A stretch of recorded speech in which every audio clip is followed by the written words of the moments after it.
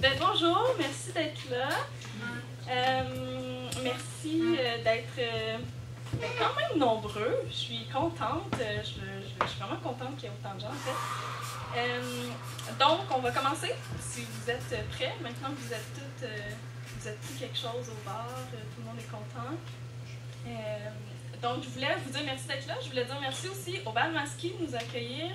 Et je ne sais pas si vous connaissez, pour qui c'est la première fois au bal aujourd'hui?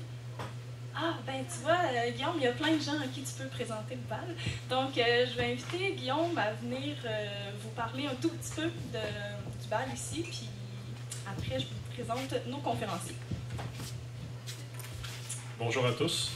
Marie-Ève me dit que j'avais maximum une demi-heure, donc je vais être bref. C'est pas ça, non? Une minute. Non, je vais être très bref. En fait, ici, on a deux projets collectifs, le marché Brandon et le Bal Masqué.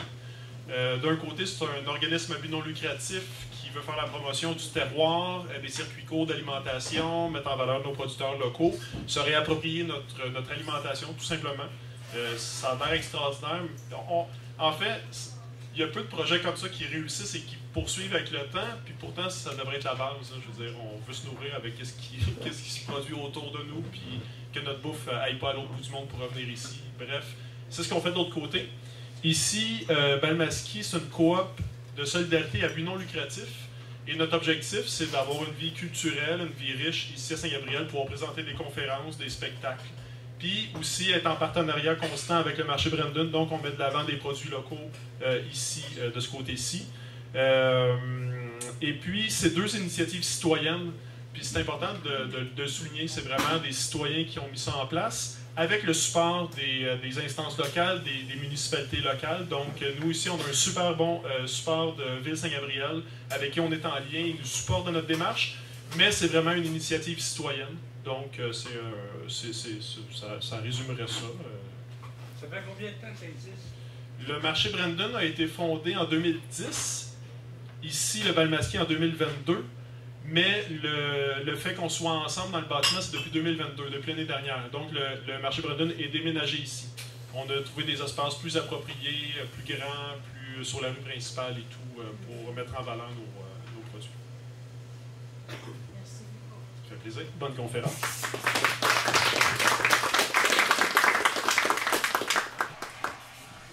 Donc, on va être prête à commencer. Avant de commencer, je voudrais prendre un moment pour faire une petite reconnaissance territoriale, pour qu'on se rappelle qu'on est en territoire Atikamekw non cédé, que les activités qu'on tient, tant physiquement que virtuellement, ont un impact sur les communautés autochtones ici et ailleurs à travers le Québec. Donc, je vous invite à en apprendre davantage et à rester sensible à leur situation et leurs différents enjeux, tant au Québec qu'au Canada qu'à travers le monde. Donc, moi, je m'appelle Marie-Ève Boucher, chargée de projet pour Collectivité Zen, Zéro Émission Nette, l'Assomption d'Auprès. Donc, c'est Collectivité Zen qui organise aujourd'hui cette conférence-là en partenariat avec Vivre en Ville et le regroupement des organismes environnementaux en énergie. C'était le moment le plus difficile de mon animation. Donc, comme vous le savez, on fait face présentement à une crise climatique qui nous demande d'agir rapidement, d'agir de manière vraiment forte. Et donc, ça veut dire adopter un mode de vie plus sobre, ça veut dire modifier notre façon de vivre, de consommer, de se nourrir et de se loger. C'est surtout de ça qu'on va parler aujourd'hui. Le secteur du bâtiment est le troisième plus grand émetteur au Québec, avec... ils vont vous dire ça, ils sont meilleurs que moi, pour les statistiques. Donc, on a trois conférenciers. Il y a Bilal Tabaïchon, je savais que je ne l'aurais pas. Jean-Pierre Finet et Louise Morin.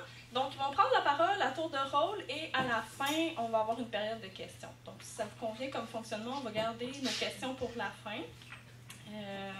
C'est bon? Fait qu'on commence avec qui? Avec Bilal. Donc, Bilal, qui est, je vais juste dire ton prénom, c'est plus facile. Je m'excuse. Titulaire d'une maîtrise en sciences économiques à l'UQAM et d'une autre maîtrise. c'est l'université de... Je vais tourner ma feuille. En environnement à l'Université autonome de Barcelone, mais pas de souci, Voilà. on peut passer à travers ça. S'il y a quelqu'un qui peut tourner ma feuille. Donc, Dylan, lui, travaille présentement à Vivre-en-Ville.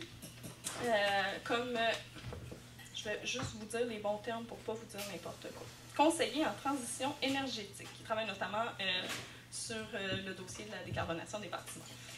Donc, je lui cède la parole. Tu as un autre micro? Génial. Ouais. Cool. Il y a un deuxième micro qui est apparu. Donc, bonne conférence tout le monde. Ouais.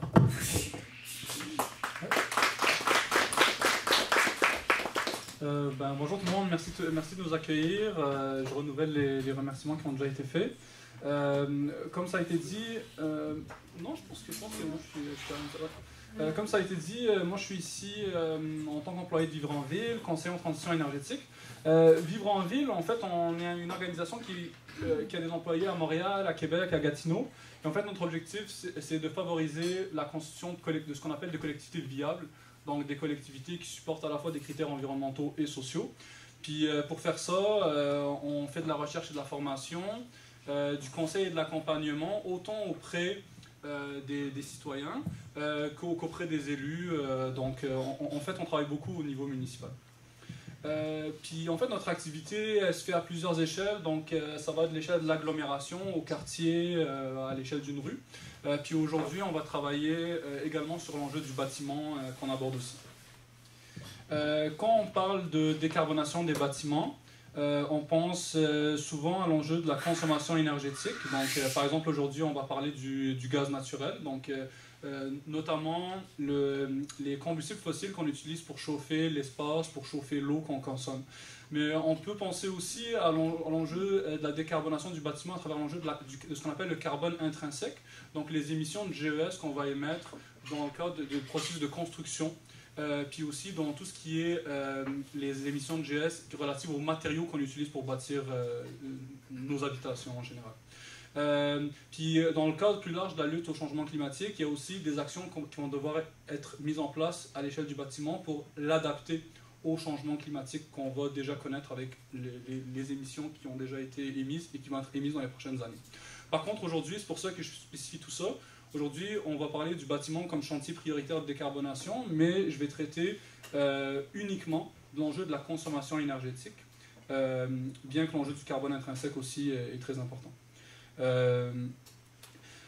Plus généralement, je vais parler du gaz naturel au Québec. Là, la première slide, c'est juste pour poser un peu les bases. Lorsqu'on regarde l'énergie qui est présente au Québec, il y a de l'énergie qui est importée, puis il y a aussi des sources d'énergie primaires qui vont être produites localement. Quand on parle de sources d'énergie qui sont produites localement, on peut penser au Québec à l'hydroélectricité, qui a dans notre mix énergétique une place assez importante, c'est 34% de l'énergie qu'on va utiliser. Mais le gaz naturel aussi a une place importante, c'est 15% de l'énergie qui est consommée au Québec qui vient du gaz naturel. Le gaz naturel, c'est pas une énergie fossile qu'on va produire ici au Québec dans sa forme fossile. Elle va être totalement importée.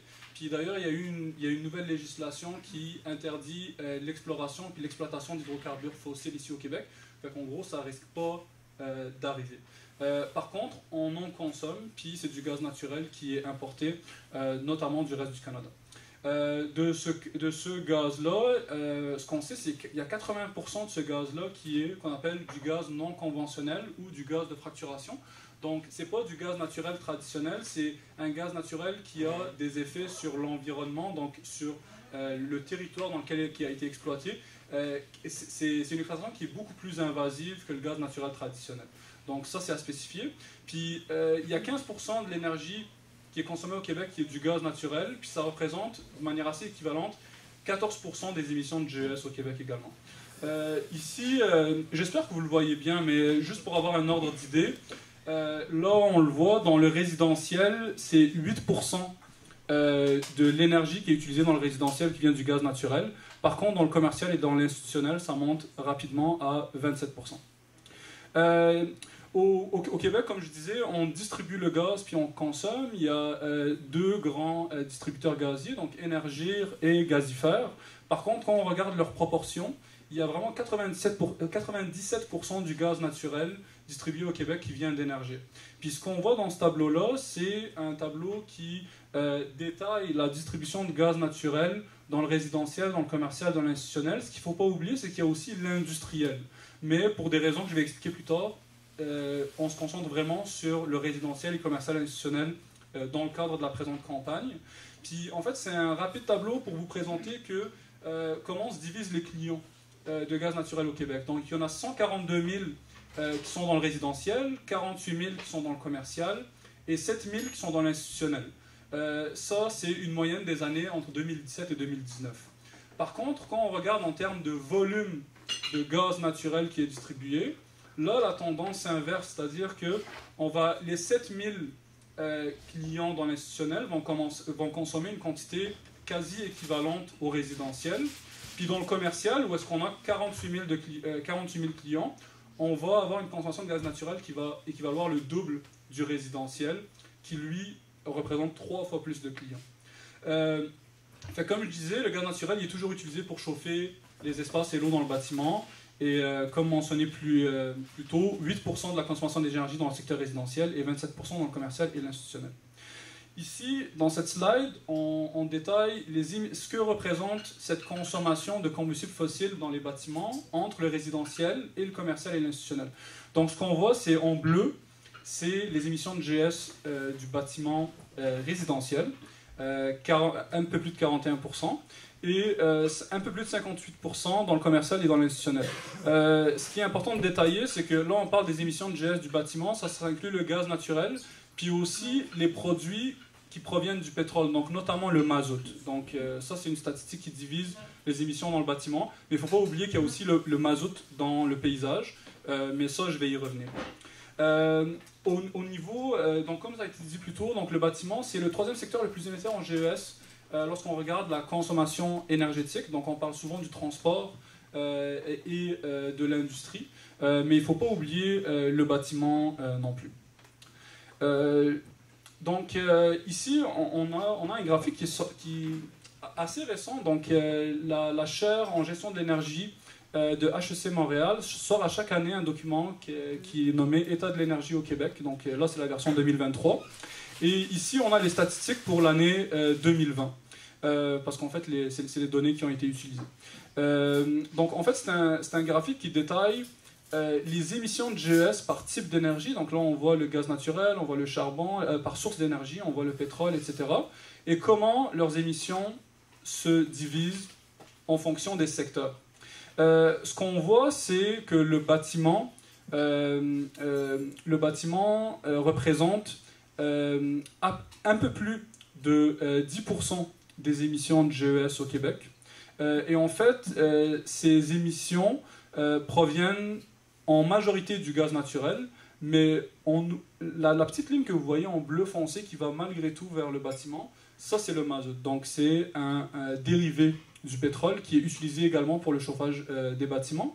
Par contre, au Québec, on a un règlement qui est assez récent, un règlement sur les appareils de chauffage au mazout. Donc c'est un règlement provincial qui interdit l'installation de nouveaux appareils au mazout dans le bâtiment résidentiel et qui, en plus de ça, interdit le remplacement des appareils de chauffage au mazout déjà existants par d'autres appareils fonctionnant au combustible fossile. Fait que ça aussi, c'est une mesure de décarbonation, c'est-à-dire qu'un appareil de chauffage au mazout qui arrive en fin de vie, à partir de décembre 2023, on ne pourra plus le remplacer par un autre appareil de chauffage au combustible fossile, donc incluant le gaz naturel. Par contre, au Québec actuellement, les appareils de chauffage au gaz naturel, eux, n'ont pas ce type de réglementation-là, puis on va y revenir. On entend parler aussi souvent, puis peut-être que Jean-Pierre va y revenir également, mais on entend souvent parler de gaz naturel renouvelable au Québec. On entend aussi de plus en plus parler d'hydrogène vert.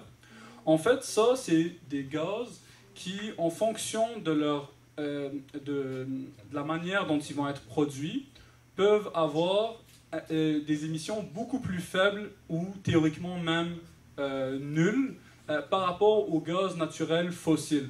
Par contre, ce qu'il ne faut pas oublier, c'est qu'aujourd'hui, en ce moment au Québec, on parle de 1% de gaz naturel renouvelable qui actuellement circule dans le réseau gazier.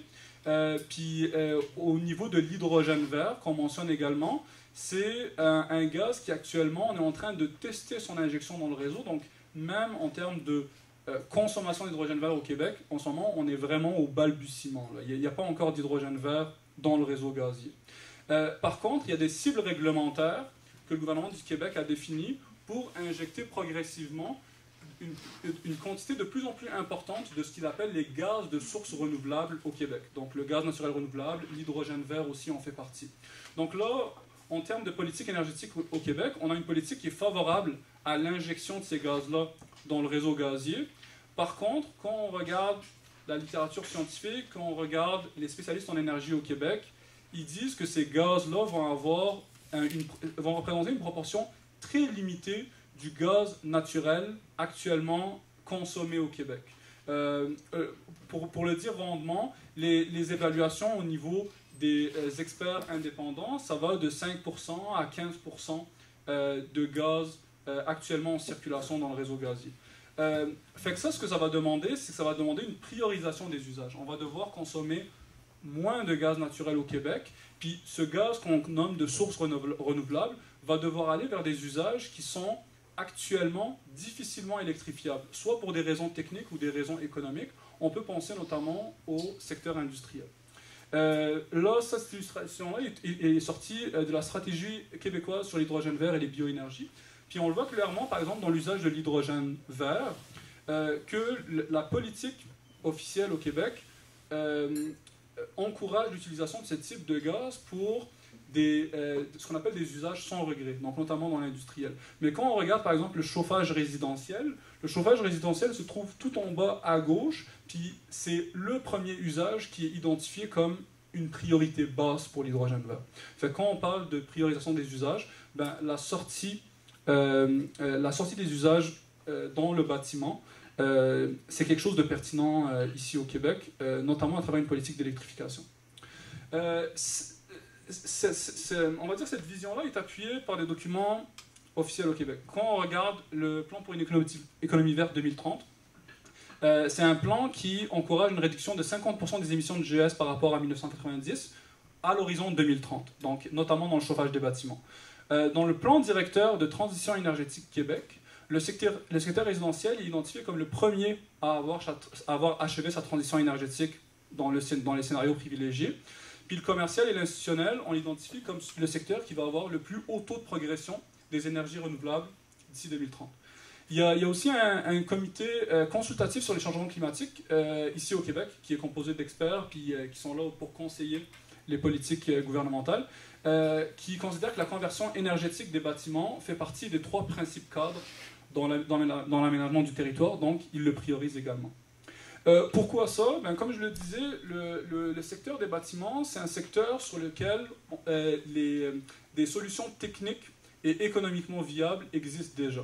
Donc on peut penser notamment à l'amélioration de la performance énergétique des bâtiments, puis l'amélioration des normes de construction, notamment en termes d'isolation, pour qu'ils aient à consommer moins d'énergie. On peut penser à des procédés techniques, Jean-Pierre va revenir là-dessus, mais notamment les thermopompes, les accumulateurs thermiques. On peut penser aussi à une tarification dynamique et aux enjeux de sobriété énergétique. Quand je dis tarification dynamique, c'est tarifer l'énergie pour décourager l'utilisation de l'électricité lorsque les demandes en électricité sont difficilement soutenables pour le réseau. On pense notamment aux pointes hivernales. Donc au lieu d'avoir une tarification qui ne discrimine pas entre les périodes où est-ce qu'on utilise de l'électricité, parce qu'on peut penser notamment à des usages qui ne sont pas absolument nécessaires lors des grandes pointes hivernales. Donc voilà à quoi pourrait servir une tarification dynamique. Puis on peut penser aussi à d'autres systèmes de gestion de l'énergie à l'intérieur au sein des bâtiments.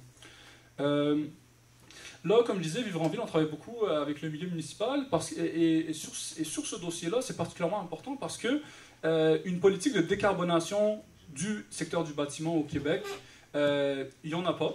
Puis une politique de transition énergétique, c'est pas à la hauteur de l'enjeu. Et donc, l'objectif actuellement, c'est vraiment de voir comment instaurer une feuille de route pour la décarbonation des bâtiments au Québec. Puis une des voies qu'on a identifiées, c'est celle des municipalités. Au Québec, il y a des centaines de municipalités qui ont déjà adopté une déclaration d'urgence climatique, où est-ce qu'ils sont engagés à adopter des engagements, des actions concrètes pour la lutte au changement climatique. La plateforme municipale pour le climat de l'UMQ, l'Union des municipalités du Québec, encourage les municipalités à adopter des politiques de conversion énergétique dans le bâtiment. Puis, on en a entendu parler aussi cette semaine, la ville de Montréal va exiger que tous les bâtiments neufs soient zéro émission en 2025. Et la feuille de route qu'ils ont proposée, c'est d'avoir une approche graduelle dans le bâti existant, c'est-à-dire, on va voir comment les règlements vont être formulés, mais d'avoir notamment des normes d'émission qui vont être de plus en plus vigoureuses dans le bâti non existant pour avoir un secteur du bâtiment zéro émission d'ici 2040. Mais pour le nouveau bâtiment, c'est une politique de zéro émission en 2025. En plus de Québec, il y a eu 5 municipalités qui ont plaidé pour une sortie du gaz naturel à l'échelle du Québec. Et en gros, le message était de dire on appelle le gouvernement du Québec à adopter des politiques de décarbonation dans le bâtiment, de sortie du gaz naturel. Et si le gouvernement du Québec ne le fait pas, ils reconnaissaient leurs compétences municipales sur le sujet et ils disaient on va aller de l'avant si le gouvernement du Québec n'y va pas. Parmi ces 5 municipalités-là, on peut penser notamment à la municipalité de Saint-Cuthbert, qui était parmi les 5 signataires.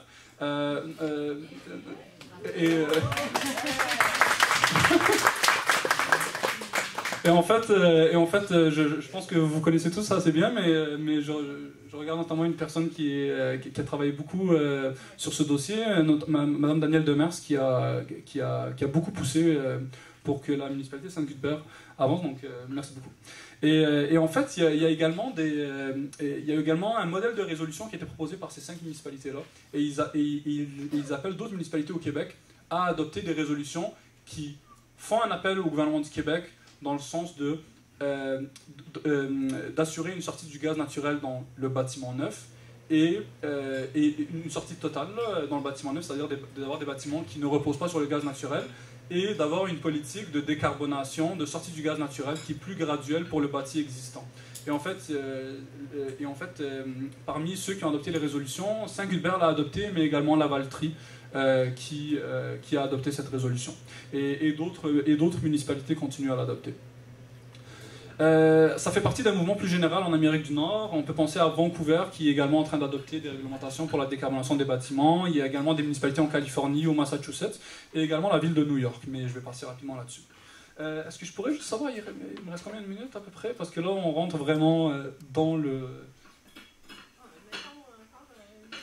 Ok, c'est parfait. Ouais, de toute façon, le plus important, il est là, puis ensuite, je pourrais accélérer. À Vivre en Ville, on a collaboré avec le Centre québécois du droit de l'environnement. On a commandé un rapport de recherche sur les compétences municipales en décarbonation des bâtiments. Et en fait, c'est dans un contexte plus général au Québec, notamment la feuille de route pour des bâtiments montréalais zéro émission à Montréal. Mais en fait, ce que ce rapport de recherche mentionne, c'est que la compétence municipale en décarbonation des bâtiments, c'est pas seulement à Montréal, mais l'ensemble des municipalités du Québec ont une compétence dans le sujet. Une des voies juridiques qu'ils ont identifiées, c'est la loi sur les compétences municipales, qui permet aux municipalités d'adopter des réglementations en environnement. Et il n'y a rien qui contredit une réglementation qui porterait sur la décarbonation des bâtiments. Donc on peut penser notamment à une réglementation qui imposerait des normes d'émissions de plus en plus contraignantes jusqu'à une sortie générale des produits fossiles dans le bâtiment. On a identifié un enjeu qui pourrait un peu contrecarrer ça, mais en fait cet enjeu-là il n'existe pas, je vais vous l'expliquer. C'est que l'article, je rentre dans les technicités, mais l'article 118.3.3 de la loi sur la qualité de l'environnement, j'aurais pu juste dire loi sur la qualité de l'environnement, impose, on va dire, une restriction sur la loi sur les compétences municipales, c'est de dire, si le gouvernement du Québec a déjà légiféré sur un objet, ben la municipalité ne peut pas légiférer sur ce sujet-là. On peut penser par exemple au mazout, par exemple. Mais une réglementation plus générale sur les émissions de GES ou sur le gaz naturel, en ce moment, il n'y a aucune réglementation qui va dans ce sens à l'échelle provinciale. Fait qu'en fait, ça ouvre la voie aux municipalités du Québec. Puis en fait, si on priorise la loi sur les compétences municipales, ça serait vraiment d'adopter des normes d'émissions de plus en plus contraignantes, notamment genre du zéro émission dans les nouveaux bâtiments, par exemple, ce qui empêcherait l'entrée dans le combustible fossile. La loi sur l'aménagement et l'urbanisme, c'est la deuxième voie qui a été identifiée. Par contre, comme c'est une loi qui porte notamment sur les normes de construction, là, c'est moins sur les enjeux d'émissions qu'on va traiter, c'est plus sur les appareils. Donc, on va spécifier les appareils, par exemple, au gaz naturel, qu'on ne pourrait pas intégrer dans des bâtiments. Ça, c'est une voie qui est un peu plus chaotique, disons, parce que, en fait, au Québec, les distributeurs d'électricité et de gaz naturel, comme c'est des monopoles, on leur impose l'obligation de livrer, par exemple, du gaz naturel à tout client qui en fait la demande si le contexte s'y prête. Mais par contre, donc si on légifère directement sur on va dire l'interdiction du gaz naturel, ben, on contreviendrait à cet article de loi qui est à l'échelle provinciale. Donc une manière de contourner ça, c'est de prioriser une réglementation qui se base sur des émissions de GES et qui, elle, engloberait l'ensemble des émissions de GES, qu'elles viennent du gaz naturel ou pas. Puis là comme en fait pour les détails, je vous inviterai vraiment à lire le rapport de recherche. Je vous fais vraiment les grandes lignes et qu'est-ce qu'il faut vraiment surveiller. Mais le rapport de recherche est disponible sur le site du Centre québécois du droit de l'environnement. L'enjeu, c'est d'avoir... L'enjeu est réglementaire, évidemment, mais il est aussi politique. C'est de dire qu'au niveau québécois, il n'y a pas cette initiative qu'on peut retrouver à l'échelle municipale, puis d'avoir de plus en plus de municipalités qui vont s'y engager pour imposer un mouvement de Québec, pour avoir un cadre réglementaire qui va être plus standard, plus uniforme à l'ensemble du Québec. Je vais passer rapidement. Donc, on peut penser à un cadre réglementaire qui va interdire les émissions de GES au niveau du bâtiment neuf, mais également une approche plus graduelle pour la décarbonation du bâti existant. Ça, je pense que quand je disais que je pouvais passer, ça, je pense que c'est des choses que je peux passer. Mais en fait, le reste des slides, c'était sur les conditions de réussite. C'est-à-dire que oui, il faut une réglementation au niveau municipal, mais c'est une approche plus globale. Comme un peu la Ville de Montréal est en train de le proposer, c'est une feuille de route. Puis une feuille de route, c'est pas seulement réduire les émissions de GES, interdire le gaz naturel dans le nouveau bâtiment. Une feuille de route, c'est l'ensemble des conditions de réussite. Donc, est-ce qu'il y a un besoin d'information, c'est-à-dire est-ce qu'il y a des données qu'on n'a pas en ce moment au niveau du bâtiment qu'il va falloir aller chercher pour avoir une réglementation judicieuse? Est-ce qu'il y a un manque de financement pour assurer les conversions énergétiques, etc. Et donc, ce pouvoir réglementaire au niveau des municipalités, ça donne un pouvoir pour initier une politique, mais aussi, il faut le voir un peu plus globalement, notamment en termes de consommation énergétique. Est-ce qu'on a des bâtiments qui consomment trop au Québec, qui consomment de manière pas assez efficace par rapport aux défis qu'on va avoir en termes de consommation d'électricité? Donc l'enjeu y est là. On peut, puis à vivre en ville, on mentionne notamment l'enjeu de la densification du cadre bâti. C'est-à-dire d'avoir des habitations plus denses qui vont à la fois, par exemple, limiter nos émissions en transport, mais qui vont également être plus performants en termes de consommation énergétique. Donc, c'est différentes pistes qu'il y a à explorer.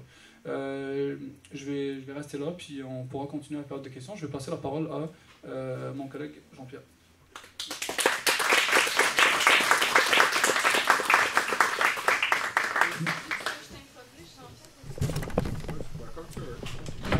Tu vas répéter le nom du groupe? Oui, c'est ça, je vais te laisser répéter le nom du groupe. Bonjour. Bon. Écoutez, je voulais voir tout le monde. Jean-Pierre Finet, je suis le porte-parole puis un analyste pour le ROAE. C'est plus facile comme ça. Le regroupement des organismes environnementaux en énergie. Il y a 8 groupes membres du ROAE. Je vais essayer de ne pas en oublier. Nature Québec, Fondation Rivière, Écohabitation, Association madelinéenne pour la sécurité énergétique et environnementale, le RVHQ, Coule pas chez nous, l'Association pour la surveillance du nucléaire, Cano-Kayak Québec. Je vous dis, il y en a un autre qui va se rajouter bientôt, c'est un scoop. Là. Vous barrez ça au montage. J'aimerais sûrement l'Association québécoise des métiers en environnement qui devrait joindre à nous aussi. Donc, c'est ça, puis ça n'arrête pas de grossir, le ROA. Puis bon, on a des bonnes collaborations aussi avec des groupes comme Vivre en Ville, Greenpeace, etc. Ce qu'on fait surtout, nous, la mission du ROA, ça existe depuis 25 ans. Sa principale mission, c'est d'intervenir dans les dossiers des distributeurs d'énergie à la Régie de l'énergie. Donc, les causes tarifaires d'Hydro-Québec et d'Énergir, les rapports annuels, les plans d'approvisionnement, les projets spéciaux comme celui l'entente Biénergie dont je vais vous parler un peu. Mais on intervient aussi dans des audiences du BAP, par exemple, où on est allé sur... quand il était la question d'approuver la centrale de Bécancour en période de pointe, on s'y est opposé, on est allé en révision, puis on a gagné. C'est pour ça qu'elle ne fonctionne pas pour rien, justement, depuis ce temps-là. Puis on a sauvé des milliards, mais bon, ça, personne n'en parle. Mais bon. Donc, on intervient aussi dans les commissions parlementaires. Il y a presque 2-3 semaines, là, maintenant, j'étais justement à Québec en commission parlementaire pour témoigner dans le cadre de l'adoption du projet de loi 2 du super-ministre Fitzgibbon sur l'augmentation des tarifs. Et ça, je pourrais vous en parler aussi longuement encore, mais l'avenir énergétique du Québec. Depuis la démission de Sophie Brochu d'Hydro-Québec, il y a beaucoup question de l'avenir énergétique du Québec, du nombre de kilowattheures que ça va prendre et tout ça. Puis, d'ailleurs, début janvier, suite à l'annonce de M. Legault qui disait que ça prenait quelqu'un en mode développement pour Hydro-Québec comme prochain président, à l'émission de Mesbourian le lendemain matin, j'y mettais des bémols un peu en disant que le demi-Hydro-Québec dont il est question, on va en avoir besoin. C'est pour la décarbonation, c'est pas pour le développement économique. On va en avoir besoin d'un tiers pour décarboner le transport, un tiers pour l'industrie, puis un tiers pour les bâtiments. Ça va faire à peu près 137 TWh, ce qui est à peu près 9000 éoliennes, si on convertit ça juste en éoliennes. Donc, avant de penser à d'autres choses, donc, il y a une grosse commande à juste gérer la croissance du réseau d'électricité. Mais c'est pas de ça dont vous vouliez entendre parler, c'était plus de gaz. Et je vais essayer de condenser 3 heures en 20 minutes. Donc, il y a beaucoup de questions de gaz naturel dans les bâtiments. Nous, au ROA, on a commencé à réclamer la fin du gaz dans la nouvelle construction au Québec depuis début 2021. Et puis, bon, on est très heureux de voir que finalement, ça arrive et on ne fait pas juste le réclamer, mais qu'il y a un mouvement dans ce sens-là. On intervient, puis d'ailleurs, Énergir aussi sans la soupe chaude. Hein. D'ailleurs, c'est pas par gaieté de cœur qu'ils ont proposé l'entente Biénergie à la Régie de l'énergie. La raison pour laquelle je vais vous parler surtout de cette entente-là, c'est que c'est un peu ce sur quoi ils comptent pour rester en vie. Dans le fond, c'est davantage un programme de maintien de la valeur des actifs d'Énergir et de la caisse de dépôt qu'un programme de sérieux de décarbonation. C'est la raison qui me fait dire ça, c'est qu'Énergir et Hydro-Québec, oui, un peu comme un cigarettier, et Énergir vous demande de fumer moins, mais pendant encore très longtemps.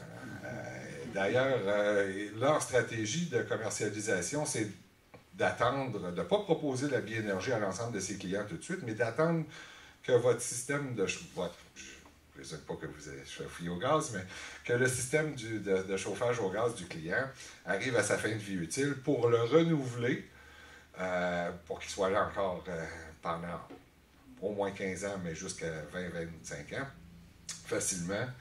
Et que vous consommiez moins, oui, mais que vous consommiez encore pendant longtemps. En passant du gaz à la biénergie, les clients vont transférer 70% de leur volume de gaz vers l'électricité, mais il reste un 30%. Ce 30%-là, qui est important parce que la Ville de Montréal a fait une annonce par rapport à ça, ce 30%-là, ça représente une permutation vers le gaz naturel avec une sonde extérieure qui fonctionne dans la plupart des régions à moins 12, sinon à moins 15 où c'est un peu plus froid. C'est-à-dire qu'automatiquement, quand il fait moins 12 dehors, ben, votre système arrête de chauffer à l'électricité, puis convertit ça, envoie ça à chauffer à la fournaise au gaz. Sauf, puis ils disent Hydro-Québec et Énergir de façon un peu, je ne le qualifierai pas, hein, que normalement, plus il fait froid, plus il y a une pointe. Ça concorde la température et la pointe. C'est pas tout à fait vrai. Les pointes au Québec sont la semaine de 6h à 9h le matin et de 16h à 20h le soir. Quand il fait moins 12 dans la nuit de samedi à dimanche, il n'y en a pas de pointe. Puis on switch au gaz pour rien, puis on pollue pour rien. Donc ça, c'est le deal d'Hydro-Québec et d'Énergir. C'était le deal le plus médiocre qu'ils pouvaient proposer, de sorte à, oui, effacer trop de pointes, parce qu'en moyenne, en bas de -12, dans une année, c'est 573 heures. La vraie pointe, puis vous avez même entendu le ministre Fitzgibbon en parler, c'est 80 heures par année. Donc, entre 80 et 573, il y a une marge. Et c'est pour ça que la Ville de Montréal, jeudi, a dit, nous, la biénergie, pour les bâtiments existants, là, ça va, là, puis on ne remplace pas les équipements à fin de vie utile, mais le 30 %, c'est trop. Nous, on veut 15 %. Et là, c'est en train de se passer. Là, Hydro-Québec et Énergir paniquent un peu parce qu'eux, ils disent, bien, nous, notre deal, ça équivaut à 30 %, là, ça ne fit pas avec la Ville de Montréal. Mais le deal, comme je vous dis, est tellement mauvais qu'il ne permet pas à la Ville de Montréal d'atteindre ses cibles de décarbonation. Donc, il y a différents moyens qu'ils vont pouvoir faire là, pour finalement se commettre à l'entente. Mais donc, puis bon, il y a ça. Énergir compte beaucoup, entre autres, sur le gaz naturel renouvelable ou de sources renouvelables dont vous parlez, Bilal, tantôt. Puis ça, c'est vraiment un scandale. Dans l'entente entre Hydro et Énergir, le gouvernement appuie aussi cette entente-là et donne des subventions pour la conversion des systèmes du gaz vers la biénergie, électricité-gaz. Mais ils ne se contentent pas juste de le faire avec les bâtiments existants, ils le font en plus dans la nouvelle construction. Puis là, ils disent, oui, mais en nouvelle construction, on leur fait signer une entente de 12 ans, comme quoi ils s'engagent pour 12 ans à consommer du gaz naturel renouvelable en pointe. Donc, ça va être décarboné complètement. Premièrement, une extension de réseau, c'est amorti sur 40 ans. Une promesse de consommer du GNR, du gaz naturel renouvelable, pour 12 ans, moi, ça ne me satisfait pas parce que la maison peut être vendue puis personne ne va nécessairement... le prochain acheteur n'est pas nécessairement tenu de respecter cette entente-là. Mais outre ça, laissez pas vous faire avoir sur le gaz naturel renouvelable. Ce n'est pas la panacée. Le gaz naturel renouvelable, c'est comme des autos. Tu as des Lada, puis tu as des Rolls-Royce. Bien, Énergir vend son gaz naturel renouvelable sur une base d'achat volontaire. Donc, s'ils achètent du gaz renouvelable qui coûte trop cher, bien, ils vont en vendre moins. Donc, ils achètent du gaz naturel renouvelable qui est de piètre qualité. Juste pour vous donner un exemple, le gaz naturel traditionnel a une intensité carbone d'environ 68 grammes de CO2 équivalent par mégajoule. Le gaz naturel renouvelable peut aller de moins 400, même à peu près, là, il y a des différences d'échelle, moins 400 grammes. Ça peut être carbonégatif de CO2 équivalent par mégajoule, mais ça peut être aussi carbopositif, et pas bien mieux que le gaz naturel traditionnel. Et là, je m'explique. Le gaz naturel, le meilleur, le renouvelable qui est fait à partir de fumier, ben c'est lui qui vient capter le plus de méthane qui autrement aurait été dans l'atmosphère, d'où l'équivalence en CO2. C'est ce qui fait en sorte qu'il peut être carbonégatif, sauf qu'il est plus cher, puis il est plus dur à produire, tout ça. Celui qui est plus abondamment disponible dans le marché, c'est le gaz qui vient des lieux d'enfouissement technique. C'est le nouveau nom pour dépotoir. Et donc, c'est le nom des fonctionnaires qui ont donné au dépotoir. Ça a l'air qu'on ne peut plus dire ce dépotoir. Et donc, ce gaz-là, ben oui, avant il torchait, puis maintenant, où il produisait de l'électricité sans le raffiner. Là, maintenant, il le raffine puis il le met dans les conduits de gaz naturel renouvelable. 95% du GNR, du gaz naturel renouvelable en Amérique du Nord, est utilisé pour déplacer du diesel dans le transport. Qu'est-ce qu'on fait, nous? Ben, ça, des tuyaux de distribution de gaz. Si tout le monde fait gauche-droite, puis toi, tu fais droite-gauche, pose-toi des questions. Quand Bilal vous parlait tantôt là, des usages électrifiables, il y a une étude qui a été faite par le HEC qui dit que 79% des usages sont convertissables à l'électricité. Toute la chauffe des bâtiments résidentiels puis l'eau, c'est tout convertissable à l'électricité facilement. Il y en a 21% des usages, des volumes qui ne sont pas convertissables à l'électricité. C'est des usages principalement industriels, des usages, entre autres, même où on ne fait pas la combustion du gaz, mais plutôt on l'utilise comme intrant, par exemple dans la fabrication du riz. Donc, pour ça, on devrait garder justement le gaz naturel renouvelable pour ces usages-là, puis convertir le chauffage des résidences puis des bâtiments commerciaux et institutionnels à l'électricité. Mais là, justement, l'étude du HEC dit, puis là, vous m'arrêterez parce que sinon je vais être là 3 heures. Mais là, l'étude du HEC dit, oui, sauf si on convertissait l'ensemble des clients d'énergie à l'électricité, de façon niaise, en passant, là, avec des plaintes électriques, là, ben, ça augmenterait les besoins de 2000 MW, puis ça coûterait 1,5 milliard de dollars. On pourrait consommer un peu moins d'électricité. Là, il y a une différence entre mégawatts et kilowattheure. Donc, en puissance, c'est une chose. C'est-à-dire ce qu'on a de besoin à un moment donné X là, dans le temps. Mais en énergie, il disait, si on installe des thermopompes, oui, on va commencer un peu moins d'énergie, mais on va avoir quand même le même besoin en puissance, parce que les thermopompes, c'est bon rien à moins 30. Même les thermopompes à climat froid, ils se rendent presque là, mais ils sont moins performants. Plus il fait froid, moins ta performance est bonne. Donc, c'est sur ça qu'ils ont justifié le programme de biénergie, puis c'est sur cette base-là qu'ils ont vendu ça au gouvernement, puis que le gouvernement a avalé les couleuvres sans même les mâcher. Il existe, ce que vous a montré Bilal tout à l'heure, il existe ce qu'on appelle des accumulateurs thermiques. Puis Hydro-Québec, ces temps-ci, vous verrez, allez faire un petit tour sur le net, faites accumulateur hydro, et il donne 10 000 $ de subvention pour un accumulateur de chaleur, puis il vous donne 5 000 $ de subvention pour le coupler à une thermopompe. Ce que ça fait, ça, c'est que la thermopompe vous fait des économies d'énergie à l'année longue, sauf pendant les périodes de pointe où, finalement, c'est l'accumulateur qui va chauffer. L'accumulateur de chaleur, il faut dire, c'est comme un gros grille-pain avec des briques dedans. C'est des résistances, c'est vraiment un gros grille-pain. Et c'est des résistances électriques qui vont chauffer des briques jusqu'à 700 degrés Celsius. Ça pourrait aller jusqu'à même 900 degrés Celsius, là, mais ils rentrent jusqu'à 700 degrés Celsius. Ça donne une autonomie de chauffage de 12 à 15 heures. Donc, puis c'est, comme on dit en anglais, idiot-proof. C'est-à-dire que tu n'as pas besoin d'intervenir à tous les jours de 6h à 9h, en hiver. Ça débarque du chauffage électrique, puis de 16h à 20h aussi le soir. Puis c'est les briques qui chauffent la maison plutôt que tes résistances ou ta thermopompe. Ce que ça fait, ça, c'est que ça te permet de...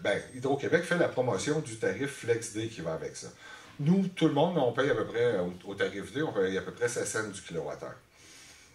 Puis qu'on fasse des efforts ou non, on est juste chargé en fonction de l'énergie et pas de la puissance. Dans le secteur commercial, eux autres, au contraire, là, ils payent l'énergie et la puissance. C'est-à-dire qu'à l'année longue, ils vont te charger 65 % de ton appel maximal de puissance à la pointe. Donc, tu as intérêt à gérer ta puissance. Et donc, ce que ça fait quand tu es au FlexD, Hydro-Québec dit, plutôt que de te vendre 7 cents du kilowattheure, on va te le vendre 4,5 cents l'hiver. Mais, par contre, quand je vais te faire un appel de pointe critique, puis que je vais te dire, demain matin, entre 6 et 9, là, débarque du réseau parce que ça va te coûter cher, je vais te charger 52 cents du kilowattheure.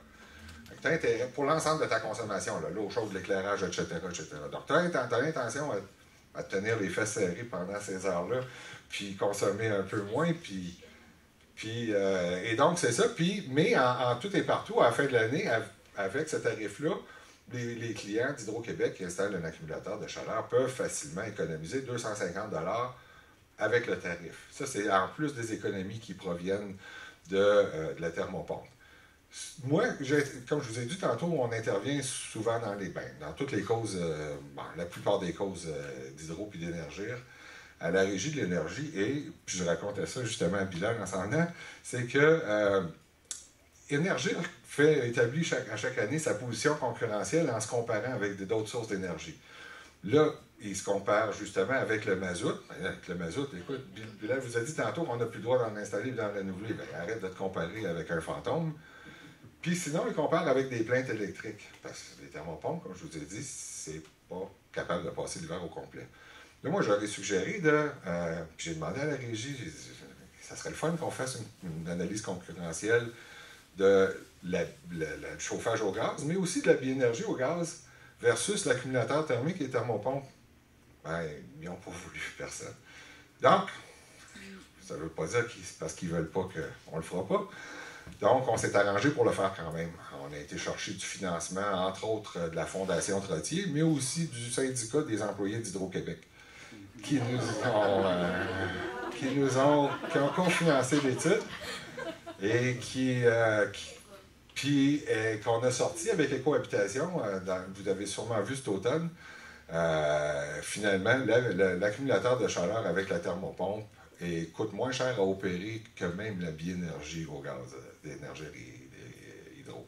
Ce qui ne fait pas leur affaire partout, parce qu'Hydro-Québec est clairement un conflit d'intérêts là-dedans. Ils font une promotion de la biénergie d'un bord, puis qui coûte à vous tous, là, comme payeurs d'électricité, que vous allez payer parce que vous avez sûrement entendu dire que dans cette entente-là, ce qui est fantastique pour Énergie, parce qu'Énergie n'aura pas accepté comme ça gracieusement de sacrifier 70% de ses volumes pour le fun.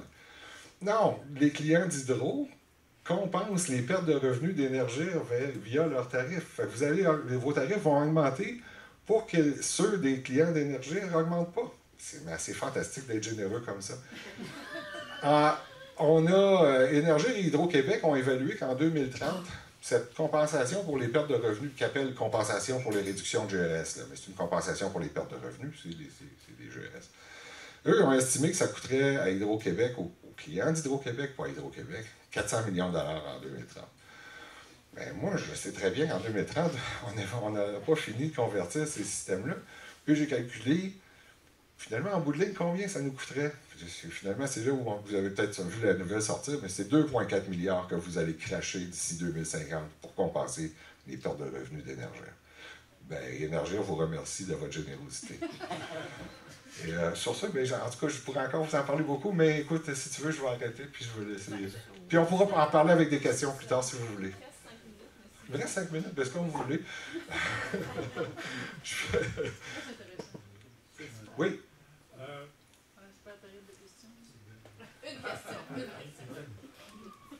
Ben, je veux parler de ce qui vous intéresse. L'organisme que vous représentez, là, il est né au siècle dernier. Il est né en même temps que la Régie de l'énergie. En 1997, quand ils ont créé la Régie de l'énergie, il y a un paquet de groupes environnementaux qui ont dit, nous autres, on a besoin de voir notre affaire, fait qu'on va s'arranger pour intervenir. C'est quel groupe que c'était, ça? À l'époque, il y avait Greenpeace dedans, puis il y avait Nature Québec, puis il y avait Fondation Rivière aussi, il y avait Enjeux Environnement Jeunesse aussi. Là, depuis que je suis arrivé, j'ai rentré Cohabitation, l'AMC, RVHQ, les médecins, puis il y en a. On est une belle gang. OK, ça veut dire que l'origine de ça, c'est citoyen. Oui, c'était la société civile, des groupes environnementaux qui se sont dit, nous, on est intéressés à faire valoir l'aspect environnemental lors des décisions qui vont être prises à la Régie de l'énergie qui concernent les activités d'Hydro-Québec puis de Gaz Métro à l'époque.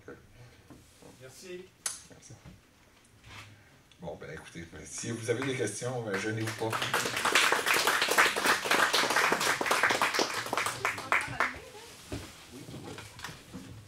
Oui? OK. Bon, merci Jean-Pierre. Je vais vous laisser faire le switch d'écran. Donc, on va maintenant...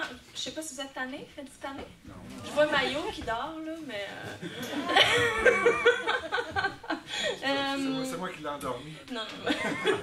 Il est allé à la piscine, là, il est fatigué. Donc, on va accueillir notre dernière conférencière, notre dernière et non la moindre, Louise Morin, cofondatrice de l'Assomption en transition et de collectivité Zen, l'Assomption d'Autrey, avec Daniel, là, qu'on a applaudi tout à l'heure. Donc, ben voilà, donc Louise, je te cède la parole, puis après, on va faire la période de questions. Alors, bonjour tout le monde. Merci beaucoup d'être là. Moi, je vais vous parler un petit peu du projet Collectivité Zen et du contexte de la naissance de ce projet-là. Et puis, avant de commencer, bien, je voulais peut-être rajouter juste quelques commentaires sur le gaz. C'est pas le bon, hein?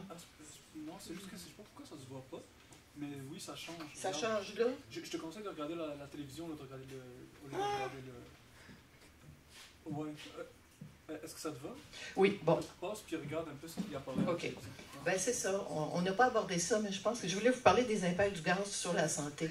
Parce qu'il y a eu beaucoup d'études qui ont étudié les impacts environnementaux du gaz au moment de la production, des forages et tout ça, et aussi les impacts pour la santé.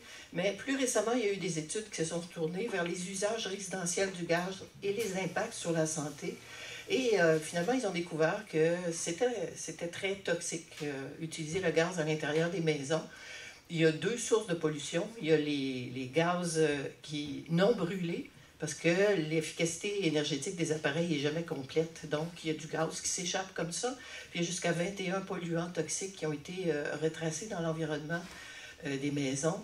Et puis, il y a les fumées de cuisson, les fumées de combustion du gaz qui, eux, dégagent aussi des gaz toxiques comme le dioxyde d'azote, qui est un gaz qui est réglementé parce qu'il y a certains seuils à ne pas dépasser. Puis au Québec, étant donné que les fenêtres sont fermées, quand on cuisine avec une cuisinière au gaz, là, ben, ça se répand dans la maison, pas seulement dans les cuisines, et partout. Et ça dépasse jusqu'à 10 fois les normes recommandées pour ne pas avoir d'atteinte à la santé. Donc, c'est une cause de problèmes respiratoires, d'asthme chez les enfants et chez les grands, problèmes d'insuffisance respiratoire, d'allergie, et puis aussi des cancers. Et puis, la mortalité due à l'utilisation du gaz a fait en sorte que l'Organisation mondiale de la santé a mis des normes aussi, puis ces normes-là sont 2 fois plus restrictives que les normes du Canada. Ils sont vraiment le double, 2 fois moins de gaz admis. Je ne rentrerai pas dans les chiffres, là, mais c'est un enjeu dont on entend rarement parler, mais que de plus en plus les médecins commencent à prendre conscience. Donc, il y a des impacts de santé qui sont importants. C'est lui? C'est lui. OK. Ben, je pense que j'ai plus grand-chose à dire pour la biénergie. Peut-être juste mentionner que le gaz naturel renouvelable, les biogaz, c'est pas si vert que ça. Hein? Parce que quand on prend en compte que parfois on va prendre des résidus forestiers, des résidus agricoles, donc ces matières biologiques-là devraient être retournées au sol. Donc, est-ce qu'on encourage une filière payante pour l'agriculture intensive industrielle? Ça fait juste comme pérenniser des pratiques que de toute façon on doit changer parce que c'est pas viable, ça tue les sols. Alors, c'est un des aspects qu'on peut aussi lire. Donc, j'en arrive au contexte de notre présence ici aujourd'hui, de ce qu'on s'occupe à Collectivité Zen, c'est la dimension de crise climatique et environnementale. C'est une image que j'aime beaucoup, hein, c'est notre terre-mère, c'est ce qui nous fait vivre. C'est la couche d'atmosphère qui est très mince.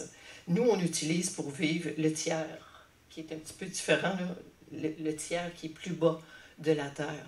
Et c'est dans cet espace-là que depuis plus de 150 ans, on rajoute des gaz à effet de serre. Quelle quantité de gaz à effet de serre pour se faire une idée? Imaginez une rivière que vous aimez. Moi, j'ai pensé à la rivière Saint-Maurice. On regarde les débits des rivières, transformez ça en pétrole et mettez le feu dedans. Regardez ça, montez. C'est à peu près ça qui se passe. 24 heures sur 24, 7 jours sur 7. C'est massif. Bon, le principe de l'effet de serre, peut-être que vous le connaissez, là, mais c'est que les rayons du soleil arrivent et touchent le sol. En touchant le sol, c'est là que la chaleur est dégagée. C'est du rayonnement infrarouge. Ce rayonnement-là est pris au piège en basse altitude à cause des gaz à effet de serre. Donc, la chaleur ne peut plus s'évaporer dans l'univers. Elle reste stockée. Combien de chaleur? Il y a des scientifiques qui ont calculé ça. Bon, je vais vous le dire comme ça, là, un équivalent pour se donner un ordre de grandeur. Imaginez l'énergie d'un champignon de bombe atomique, là. 400 000 par jour. 400 000 explosions de bombes atomiques par jour. Donc, c'est massif.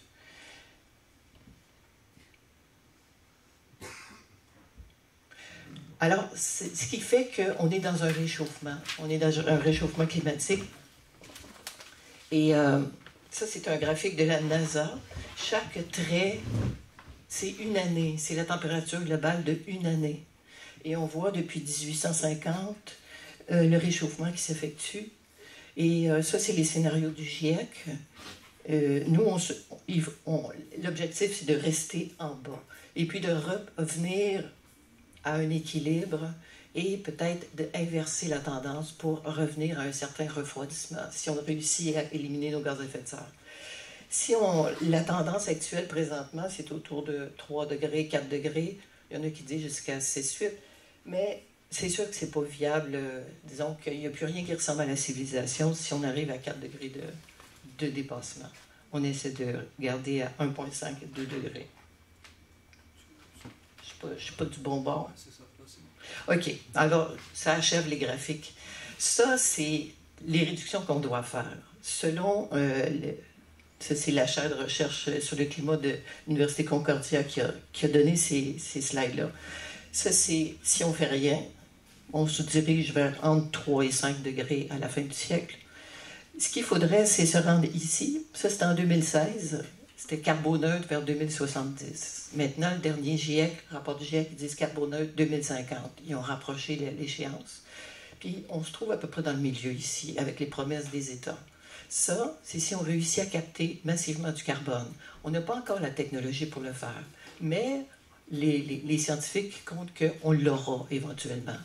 Si on n'a pas de technologie, voilà, ça c'est la courbe qu'on doit faire pour la carboneutralité. Ça veut dire qu'il faudrait être zéro émission nette d'ici environ 2026. Carboneutralité, ça veut dire qu'on n'enlèvera jamais complètement les gaz à effet de serre, mais ce qu'on ne peut pas enlever, on va le capter. Ce qu'on ne peut pas arrêter d'émettre, on va le capter en aménageant la nature ou des technologies. Où est-ce qu'on se situe au Canada par rapport aux pays producteurs de gaz à effet de serre? On est les 4e. On est parmi les plus grands producteurs mondiaux de gaz à effet de serre. On est plus émetteur encore par habitant que la Chine, que vous voyez ici, là.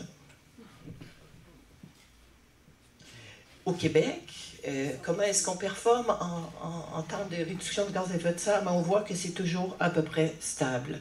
Il y a très, très peu de réduction. Moi, j'avais lu récemment que depuis les 30 dernières années, nous, on est rendu ici, bien, il y avait moins de 3% de diminution de gaz à effet de serre. Les conséquences. Je pense que je n'ai pas besoin d'expliquer. J'ai mis une image et j'aimerais ça qu'à voix haute, vous disiez, voilà, quel est l'impact de ce réchauffement-là sur l'environnement? Qu'est-ce que vous comprenez de cette photo-là? Sécheresse, incapacité agricole. Incendie de forêt. Inondation. C'est toutes des images prises au Québec. Hein?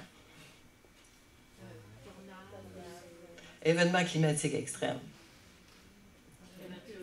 Canicule. 50 degrés sur la côte ouest, il n'y a pas longtemps. Perte de biodiversité. J'ai mis ça, c'est parce que ça, c'est aussi lié à nos modes de vie. Hein? C'est pas juste les gaz à effet de serre, c'est aussi nos modes de vie. Perte de biodiversité. Perte d'habitat à cause des mines et des... Encore perte de biodiversité par les usages industriels. Ça, c'est pour la construction du port à Contrecœur, hein, dans l'habitat d'une espèce menacée, le chevalier cuivré, qui est unique au monde, qui vit juste dans le Saint-Laurent, au Québec. Déforestation, donc les impacts sur la biodiversité, sur le climat. Donc, ça, c'était pour montrer que, finalement, notre style de vie est aussi partie prenante de la problématique. La consommation, les déchets. Celui-là, je ne sais pas si vous avez deviné.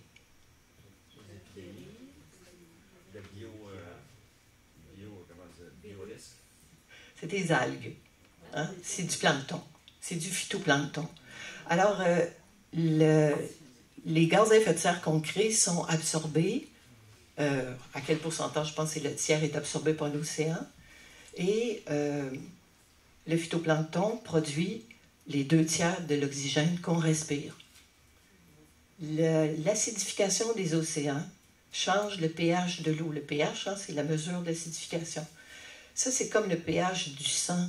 Si vous avez 1/10 de changement de votre pH corporel, vous êtes en danger de mort. Hein? Vos organes cessent de bien fonctionner pour 1/10%. C'est une échelle logarithmique. 1, c'est 1. 2, c'est 10. 3, c'est 100. 4, c'est 1000. Okay? On multiplie par 10 à chaque degré. Le pH de l'océan a changé de 3 unités. 3/10. Et c'est gravissime. Les scientifiques se disent jusqu'où on va aller pour rajouter du pH avant qu'il n'y en ait plus de plancton. N'importe qui, on arrive à la conclusion de se dire on ne va pas attendre la réponse. On va décarboner. Alors, c'était un peu pour montrer l'urgence. L'urgence, l'acidification des océans qui produit l'essentiel de l'oxygène qu'on respire. C'est à penser.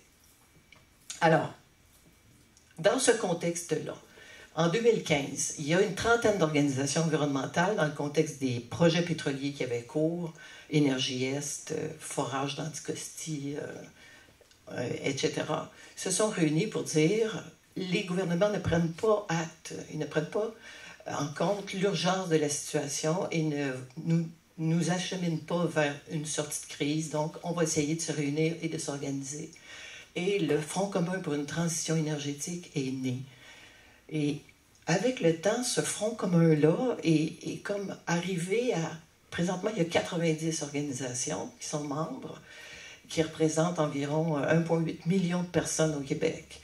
Et on ne parle plus seulement de transition énergétique. Là, on parle d'une transition socio-écologique. Parce que ce n'est pas juste changer de mode d'énergie, mais c'est changer de mode de vie, de façon de s'habiller, de se nourrir, de se transporter, d'habiter. C'est vraiment changer nos modes de vie. Et c'est à ça qu'on y travaille dans une optique de justice sociale et d'inclusivité. Parce qu'on ne veut pas que ça se fasse sur le dos de personnes. On veut que ça se fasse d'une façon démocratique et juste. Donc, une des premières choses que le Front commun a fait, ça a été de sortir un plan de transition, un plan de route pour la carboneutralité au Québec. Et ça s'est appelé la feuille de route Québec-ZEN. Qu'est-ce qu'ils ont fait? Ils ont analysé... ZEN pour zéro émission nette. Oui, ZEN pour zéro émission nette, merci de me le rappeler. Mais on essaie quand même d'être très zen dans ce qu'on fait. Et donc, qu'est-ce qu'ils ont fait? Ils ont analysé tous les aspects dont on doit tenir compte pour faire une décarbonation. Il faut qu'on trouve comment est-ce que les communautés vont être résilientes, comment assurer la résilience des communautés, quel cadre politique on doit adopter pour être sûr que tout le monde va être inclus, que ça ne va pas être aux dépens de personnes, ni de l'environnement, ni de la biodiversité. Et pour que ce soit juste et inclusif. Après ça, les aspects transversaux. Il y a certains aspects qui concernent toutes les transformations qu'on doit faire. C'est l'économie, c'est l'énergie, c'est l'éducation. Ça, c'est comme si transverse. Voilà, c'est transversal. Merci. Et puis, après ça, il y a les secteurs comme tels, qu'on a nommés tout à l'heure, transport, industrie, bâtiment, agriculture et matières résiduelles. La deuxième étape, ça a été de se dire, OK, on a notre plan de match. Ils ont fait, j'ai oublié de dire, mais pour réaliser cette feuille de route-là, il y a à peu près des experts de 10 universités qui ont participé à la réalisation de cette feuille de route-là, des experts reconnus là, dans leur domaine, et il y a 190 personnes du Front commun qui ont participé à ça. Ça a été un grand exercice de consultation publique, de discours citoyen, pour mener à ce plan-là, pour dire à quoi va ressembler le Québec carboneutre et comment on va y parvenir. Quoi faire et quoi ne pas faire, quelle erreur éviter et quelle orientation prendre. Donc, c'est ça la feuille de route. Et une fois ça dit, comment on passe de la parole aux actes? Comment on passe de la théorie à la pratique? L'équipe du Front commun a eu l'idée de dire, OK, on va aller contacter les organisations qui sont déjà en place sur le territoire et on va les inviter à se mettre en action pour réaliser sur leur territoire la sortie, le chemin vers la carboneutralité. Donc, chaque territoire va pouvoir imaginer à quoi on va ressembler carboneutre, qu'est-ce qu'on doit faire, puis comment on va y parvenir. C'est une entreprise de grande discussion sociale, le grand discours social, pour arriver à, ensemble, imaginer et agir pour éliminer les gaz à effet de serre sur notre territoire. Donc, le Front commun a dit on va faire 4 nouvelles collectivités par année. L'année 1, ça a été en 2021. Il y a eu 4 collectivités qui se sont créées, Annecy, Laval, Québec et Saguenay-Lac-Saint-Jean. C'est la Chine. La Chine. Antique, Ah, excusez, j'ai dit Antique. C'est Laval. Excusez, je déparle. Et puis, l'an 2, c'était en 2022, donc c'est là que nous, on est arrivés. L'Assomption d'Autrey, qui est deux co-porteurs, l'Assomption en transition, qui est dans la MRC de l'Assomption, et les Amis de la Chico, qui sont dans le d'Autrey. Donc, on a comme mission d'éliminer les gaz à effet de serre sur le territoire des deux MRC. Et avec nous a été fondé l'Outaouais, et puis Annecy, justement, et Gaspésie. Et l'année prochaine, il va y avoir 4 nouveaux chantiers qui vont partir. Alors, qu'est-ce qu'on fait? Ben, on s'est réunis, on a formé un premier comité de pilotage qui réunit une dizaine de personnes. Là, il manque une personne sur la photo. Et on travaille depuis... on a commencé en 2020 finalement, mais régulièrement et assidûment et avec beaucoup d'enthousiasme. On a déjà participé à une semaine d'activité zéro émission nette où est-ce qu'on a fait des visites de territoire, des visites guidées par des biologistes pour faire connaître des territoires significatifs en termes de transition, jardins, forêts nourricières, tourbières, etc. On a fait notre lancement qui a servi à faire 2 consultations publiques sur des enjeux de transition comme le transport, l'aménagement du territoire, la consommation, la production, l'agriculture, l'éducation. Exactement. On a résumé les résultats de ces consultations-là dans un document qui est aussi disponible en ligne. On a, excusez, ce que je montrais ici avant, là, c'était un atelier qui a été donné au Cégep, dans le cadre de la semaine des éveilleurs de conscience du Cégep. Et c'est Nathalie Berthélémy qui a donné un atelier sur l'empreinte cachée, l'empreinte carbone de notre consommation. Il y a une empreinte immédiate, mais il y a aussi l'empreinte cachée. Et donc, on a réussi à réunir des partenaires comme ça, dont le Cégep, il y a le Cérézo, différentes organisations qui ont décidé de nous suivre et qui nous aident et qui nous offrent des opportunités selon ce qu'on organise. Ça, c'est les consultations. Et puis ça, c'est comme notre plan de match général. On a formé un comité de pilotage, de démarrage. On est à l'étape de faire une espèce d'état des lieux avec les gens du territoire. C'est quoi nos forces, c'est quoi nos faiblesses? Il n'y a pas 2 territoires pareils. C'est là où est-ce qu'on peut agir. Et c'est quoi? Où devraient être les priorités pour dire, selon notre territoire, quel gain est-ce qu'on peut faire? Tout ça à travers une démarche de consultation et de discussion citoyenne et en arriver à tracer un chemin de transition pour dire, ouais, on devrait aller par là, on devrait faire ça. On a la feuille de route qui nous donne déjà des indications. Et puis, faire un plan opérationnel pour dire, voilà, on décide de mettre ça en branle et aller au changement, aller à l'action. C'est sûr que tout ça, c'est pas linéaire. Et puis tout ça se fait toujours de toutes les façons à la fois. La conférence organisée aujourd'hui, c'en est une occasion qu'on a de discuter, de réseauter, d'apprendre, de s'informer. Et c'est ce qu'on vise à développer. Et puis j'espère que vous serez nombreux à nous suivre et à participer.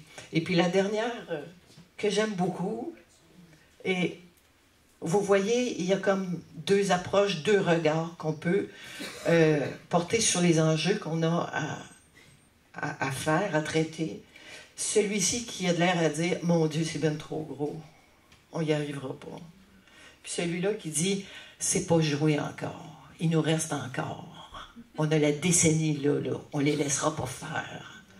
C'est sûr qu'on soit pessimiste ou optimiste ou pessimiste face à l'avenir, ça ne change rien à ce qu'on doit faire. Et on a tout à gagner. Parce qu'on ne peut que aller vers le meilleur. Puis pas seulement le meilleur pour l'agriculture, le meilleur pour notre vie. Parce que vivre dans un environnement qui est propre, qui est sain, c'est meilleur pour la santé, c'est meilleur pour la joie de vivre, pour le mieux vivre de tout le monde.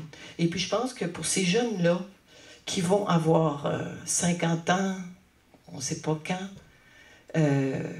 essayer de tout faire, tout mettre en œuvre présentement pour leur conserver des conditions de vie qui ont de l'allure, qui sont acceptables. Alors c'est pour ça qu'on est là.